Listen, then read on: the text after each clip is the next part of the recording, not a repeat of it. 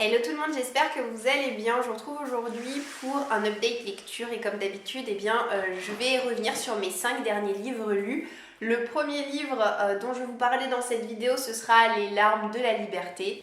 Je vous dirai ensuite ce que j'ai pensé du livre Only. Vous aurez enfin mon avis sur Dysfonctionnel qui traînait dans ma pile à lire depuis des années et des années. J'ai relu Les désastreuses aventures des orphelins Baudelaire, en tout cas les 3 premiers tomes à travers cette intégrale, donc je vous ferai un petit retour également sur ce sujet-là. Et pour finir, j'ai terminé la série Les Hathaway, donc je vous dirai ce que j'ai pensé de ce dernier tome. Allez, je reviens sur mes lectures de la fin décembre, puisque j'ai pas encore eu l'occasion de faire des retours sur toutes mes lectures de l'année dernière. Donc fin 2020, j'ai lu Les larmes de la liberté. C'est un tome compagnon dans la même veine que La colline aux esclaves, écrit par Kathleen Grissom, et c'est sorti aux éditions Pocket. Moi, à l'époque, j'ai eu un beau coup de cœur pour La colline aux esclaves. Si vous aimez les romans historiques, et en particulier les romans historiques qui abordent la thématique de la ségrégation, La colline aux esclaves ne pourra que vous satisfaire. La plume est absolument magnifique et les personnages terriblement attachants. Il se passe des choses très très dures dans ce roman et on ne peut être que pris aux tripes par ce qui s'y déroule. J'étais donc impatiente de lire les larmes de la liberté pour voir si j'allais ressentir les mêmes impressions de lecture, les mêmes émotions. Ça n'a pas tout à fait été le cas. Alors j'ai passé globalement un bon moment de lecture, hein. J'ai mis à ce livre la note de 4 sur 5. Mais voilà, pas de coup de cœur en vue pour moi. Il faut savoir que ce livre se déroule des années après les événements de La colline aux esclaves, mais on retrouve quand même certains des personnages, et c'est ce qui fait tout le charme aussi de ce récit, pour peu qu'on soit encore dans le mood, hein. L'histoire se déroule en 1830, on est à Philadelphie et on va suivre un homme qui s'appelle James Pike, qui est le fils d'un planteur et d'une esclave. Donc en fait, son père a violé une esclave et c'est comme ça qu'il est né. Donc c'est un métis, mais il a la peau très très blanche et c'est ce qui lui a permis de se hisser discrètement dans la haute société en taisant absolument toutes ses origines, parce que sinon évidemment il n'aurait pas réussi à atteindre sa position. Il va y avoir l'un de ses domestiques, un enfant, qui va être kidnappé et envoyé en esclavage en Virginie. Donc il va devoir essayer de le retrouver. Voilà ce qui se passe dans ce roman-là.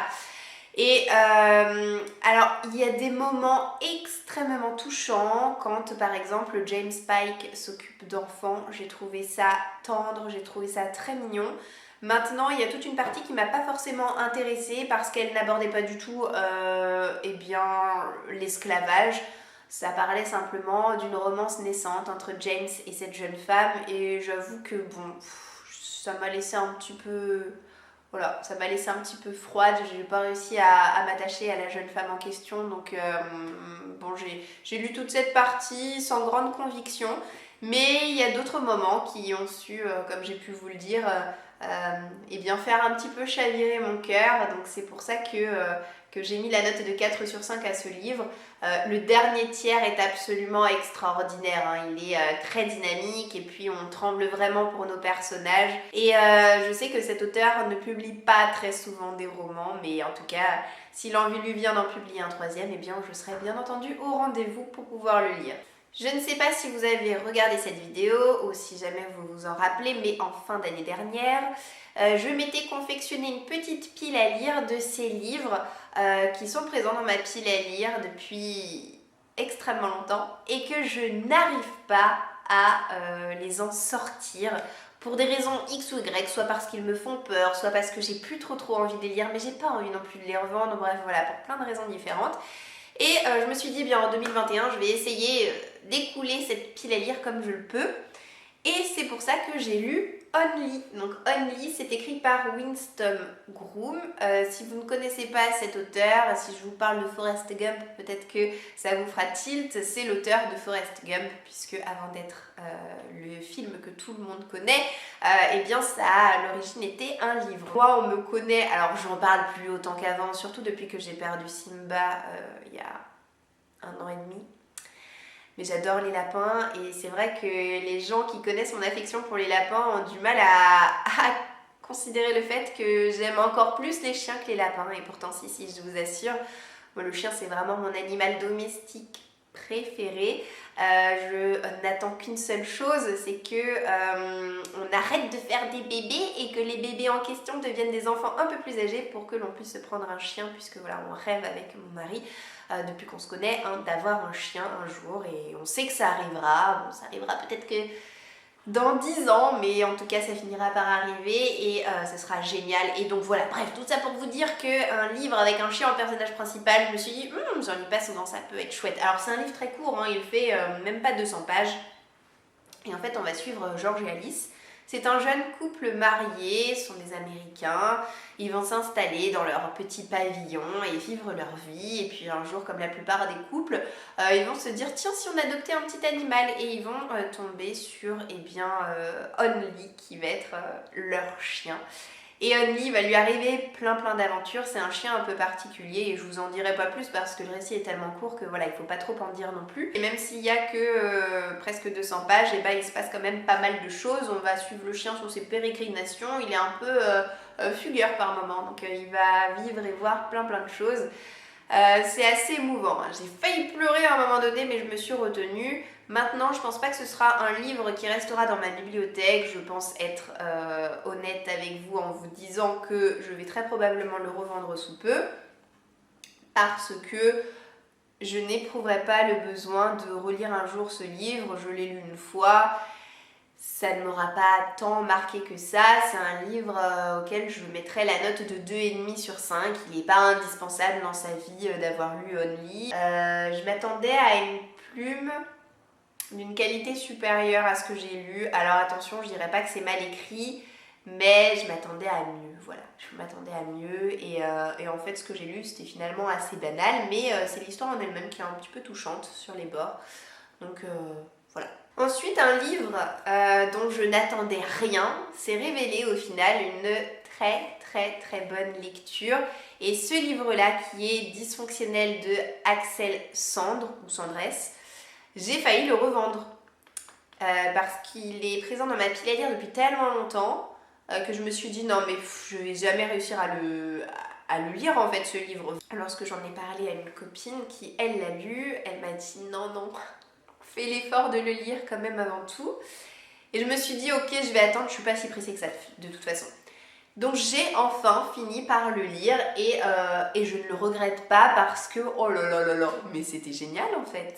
Alors ça s'appelle Dysfonctionnel parce qu'on va suivre une famille qui est loin d'être fonctionnelle, c'est-à-dire qui est loin d'appartenir à la norme que l'on se fait d'une famille avec un papa, une maman, 2 ou 3 enfants, et puis voilà, chacun son boulot, l'école, machin, non, pas du tout.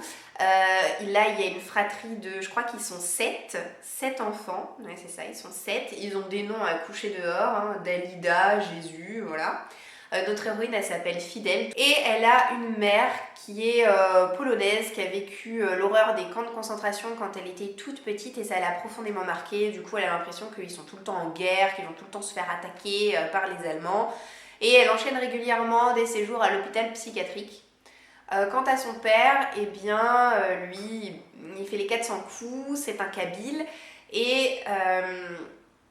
il fait souvent des allers-retours en ce qui le concerne en prison, voilà. Et lorsqu'il n'est pas en prison, eh bien c'est le propriétaire d'un bar qu'il a appelé au bout du monde. Donc il y a plein de choses comme ça qui sont assez amusantes et attendrissantes. Voilà. Attendrissant, c'est vraiment l'adjectif qui me vient en tête pour qualifier cette histoire-là. Donc on découvre tous les frères et sœurs, toute la fratrie de Fidèle, à travers des petits chapitres qui leur sont consacrés. Ce roman prône la diversité, il prône la diversité religieuse, il prône la diversité sexuelle. C'est un roman sur la tolérance, sur l'amour familial et j'ai vraiment passé un excellent moment de lecture avec ce livre. C'est pas un coup de cœur, ça aurait pu éventuellement en être un parce que c'est vraiment très bien écrit.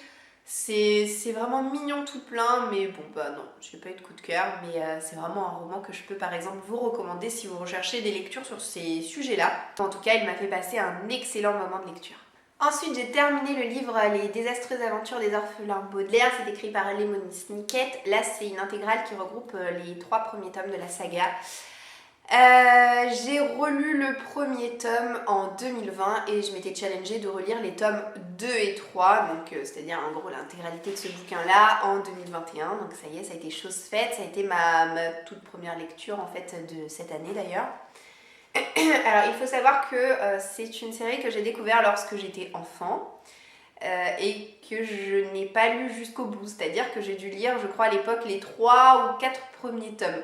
Donc là pour moi ça a été une relecture, mais si vous me connaissez un tant soit peu, vous savez que j'aime beaucoup relire les livres qui m'ont marqué, enfin les livres que j'ai aimé lire une première fois. Je ne vais pas me coltiner de relire un livre que je n'ai pas apprécié au préalable, ça n'aurait aucun sens. Mais j'avais envie de revenir dans cet univers-là. Ce qui m'a marqué, c'est que franchement, on ressent à la lecture de ce livre l'amour des mots, l'amour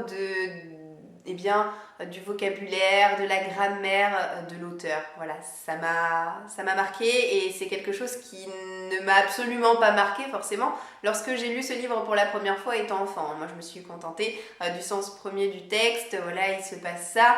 On a 3 orphelins, un garçon et 2 filles dont un bébé, qui vont perdre leurs parents lors d'un terrible incendie qui a rasé comme ça leur maison. Et ils vont être placés par Monsieur Poe, qui est un banquier, un ami de la famille, dans différents foyers, puisque à chaque fois ça se termine mal et l'auteur prend un malin plaisir à le préciser dès le début de son livre. Ne vous attendez pas à une fin heureuse, à chaque fois ça se terminera mal. Alors oui, c'est pour enfants, mais même si c'est pour enfants, tu te dis mais c'est dur en fait comme lecture pour les enfants. À chaque fois il se passe des trucs assez horribles, t'as des personnages qui meurent. Moi je disais ça, mais mais comment ça se passait en fait dans ma tête quand j'ai lu ça pour la première fois? Je m'en rappelle pas, très honnêtement. Je saurais même pas vous dire quel âge j'avais quand j'ai découvert ce livre. Mais je suis contente de m'être mise un petit peu là-dedans. Je sais pas encore si je m'achèterai la 2e intégrale. J'avais eu envie, je crois que la 2e intégrale elle est dans ma wishlist, mais elle est très souvent en rupture de stock chez Amazon. Donc on verra si je tombe dessus, tant mieux, sinon. Voilà, vous penserez à moi si vous voyez la 2e intégrale passer dans l'un de mes bookhauls cette année. Et je termine par le dernier livre, pas n'importe quel livre s'il vous plaît, c'est mon premier coup de cœur de l'année, c'est les Hathaway. J'ai l'impression de vous bassiner toute ma vie avec la série des Hathaway de Lisa Kleypas. Mais c'est parce qu'il y a eu 5 tomes en tout. L'année dernière j'en ai lu 2 je crois. L'année dernière j'ai eu un coup de cœur pour le tome 3, j'ai lu le tome 4, pas de coup de cœur, et là le tome 5, un coup de cœur, donc on commence bien l'année. C'est une série de romances historiques, je vous l'ai dit, vous l'avez compris. On va suivre une fratrie qui est composée de 4 filles et d'un garçon. Et chacun des tomes nous permet de suivre l'un des personnages de cette fratrie-là avec sa petite romance qui va lui être associée. Et j'étais très curieuse et très impatiente de lire ce dernier tome parce qu'il porte sur un personnage qui m'a dès le départ fait forte impression, c'est Béatrix, la plus jeune. Qui est en fait différente de ses frères et sœurs. Alors on a une famille qui est un petit peu commune, c'est-à-dire que c'est un peu des excentriques. Oui, je suis désolée, en ce moment quand je vous tourne des vidéos, j'ai toujours mon manteau sur les genoux, donc vous voyez peut-être passer dans le champ, mais c'est parce qu'il fait tellement froid, à chaque fois je vais vous le dire. Peut-être qu'un jour je vais me résigner à filmer mes vidéos dans le salon, mais on a quand même une plus chouette lumière dans la véranda, donc je voudrais en profiter. Puis de toute façon je me dis, je suis malade, alors est-ce que ça peut être vraiment pire? Oui, je pense que ça peut être pire. Bref. Donc pour en revenir à Béatrix, sa particularité à elle, c'est que elle aime les animaux, mais elle les aime d'une manière un petit peu extravagante, c'est-à-dire qu'elle se sent à chaque fois l'âme de défendre et de sauver tous les animaux de la création. Leur maison familiale, c'est un peu l'arche de Noé, et dès lors qu'elle voit une bestiole en péril, elle va la prendre sous son aile. Le jeune homme dont elle va s'éprendre, ça va être un capitaine qui s'appelle Christopher Féland et qui est parti à la guerre. Pour rendre service à l'une de ses amies, elle va décider de répondre à une lettre que le capitaine a envoyée dans le but de courtiser son amie. Son amie n'est pas très intéressée, elle n'a pas très envie de répondre, mais Béatrix lui fait remarquer que par politesse, la moindre des choses, c'est de répondre à un soldat qui est au front. Donc ils vont commencer comme ça une correspondance et en fait Béatrix cache son identité, elle signe le nom de son ami, mais elle va très rapidement se retrouver prise au piège de son petit jeu épistolaire puisqu'elle va nourrir bien vite des sentiments vis-à-vis du capitaine. Ça va partir sur un quiproquo comme ça et c'était absolument génial. Voilà. J'ai trouvé que ce livre nous permettait de fouiller davantage la psychologie des personnages que le précédent, donc ça c'était top. Toute la partie épistolaire c'était un petit peu novateur dans cette série-là, donc ça m'a aussi énormément plu. Et j'ai aimé aussi le fait que Béatrix prenne sous son aile le capitaine à son retour de la guerre. Il a été absolument traumatisé par ce qu'il a vécu pendant quelques années, hein, on peut s'en douter. Et finalement c'est comme si elle recueillait chez elle un énième animal blessé, sauf que là pour le coup c'est un être humain. Moi j'ai beaucoup aimé voir de quelle manière Béatrix pensait les plaies eh bien, mentales hein, du capitaine. J'ai trouvé leur histoire d'amour eh bien, très touchante. C'est vraiment un dernier tome qui m'a fait vibrer, qui a terminé comme ça en apothéose cette série que j'ai beaucoup aimée. Alors les amis, il faut que je vous dise, il s'est passé un moment très what the fuck dans cette vidéo. J'étais en train de ranger mes livres. Après avoir fini cette vidéo dans ma bibliothèque, j'étais en train d'enlever les lampadaires, tout. Et là, je veux ranger mon 5e tome des Hathaway et je me dis, mais ma fille, tu t'es gourée en fait, tu as présenté le premier tome. Alors bon, si vous n'êtes pas connaisseur du tout de la série, ça vous aura pas choqué, mais moi je sais que... non, faut que je vous montre quand même la couverture du tome 5 parce que c'est celle-ci. C'est l'amour l'après-midi et c'est pas du tout la tentation d'un soir, voilà. C'était le petit aparté de fin de vidéo, c'est pas très grave, mais moi je sais que ça m'a fait bizarre, voilà. Et voilà, ça y est, cette vidéo est maintenant terminée. J'espère qu'elle vous aura plu. J'espère que je vous aurai peut-être donné quelques idées de lecture. N'hésitez pas à me dire d'ailleurs en commentaire si vous avez lu certains des livres que je vous ai présentés aujourd'hui. J'aimerais beaucoup savoir ce que vous en avez pensé. Je vous souhaite quant à moi de passer une très bonne journée et je vous dis à bientôt dans une prochaine vidéo. Ciao, ciao!